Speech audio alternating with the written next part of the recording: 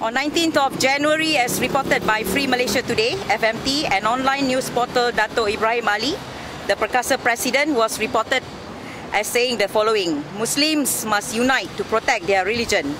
They must seize those Bibles, including the Malay editions, which contain the term Allah and other Arabic religious terms, and burn them. This is the way to show our anger against disrespect to our sensitivity. We will refer that as the words. Upon hearing these senseless, inflammatory and irresponsible remarks, naturally we were outraged. Some of us even hoped that perhaps the Perkasa president was misquoted. However, another news portal, the Malaysian Insider, reported on 21st January that the group Persatuan Pribumi Perkasa, which Dato' Ibrahim Ali represents, stated that the remarks made was misrepresented, as he had merely been referring to Malay language Bibles. I confirm, this is what he said, I confirm that the Perkasa president did mention the words, burn the Bible, but he did not mean the original English language books. He meant the Malay language Bibles that use Allah and Jawi writing. These were reportedly made by Perkasa Secretary General Syed Hassan Syed Ali in a statement. The assumption that he had been misquoted is no longer valid, as his organization has come out to confirm his words and stand by their statement. Due to these statements, we can make the following conclusion. Although we disagree that Dato' Ibrahim Ali was misquoted, as you can see from the words in the second paragraph, he said including the Malay editions. That can only mean that the Perkasa president actually called upon the Muslims to burn Bibles in any language, including the Malay editions.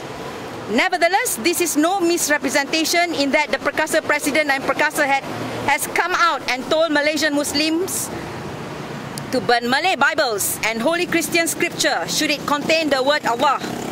We can already see the consequences of these inflammatory and irresponsible remarks. At least a group have started to act on it, as reported by FMT on 22nd January, in which a gathering to burn Bibles is planned for this Sunday in Penang. It was also reported that the Malaysian Attorney General has said he would not act unless a Bible is burnt or a police report is filed against Perkasa and their leader. We have now heard there has been at least one reported police report lodged. With this in mind, and in response to Ibrahim Ali and the organization he represents, we, independent Malaysians of various beliefs and races, have come forward to lodge a police report regarding this very serious matter. Enough is enough. We denounce such aggressive statements and behavior from any quarters. With so much at stake, we cannot afford to be clandestine and allow such inflammatory and irresponsible remarks to pass through like many times before. We believe it is time to put a stop to this kind of hatred and irresponsible statements. We are proof that independent, non-partisan Malaysians reject the extremism promoted by Perkasa and the likes of them. We are the true Malaysians, just like majority of Malaysians on the street.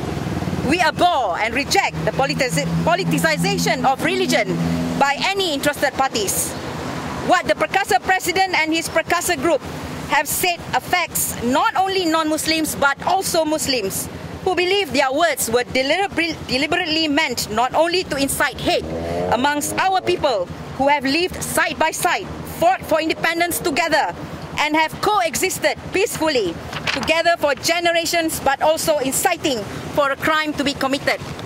We believe the words uttered by Perkasa president and his group were in contrary to the penal code, inter alia chapter 15, offences relating to religion, section 298, criminal intimidation, insult and annoyance, section 504 and section 505. And we also believe that the Perkasa president's statements and supported by his organization were in contrary to the provisions enshrined in the Federal Constitution.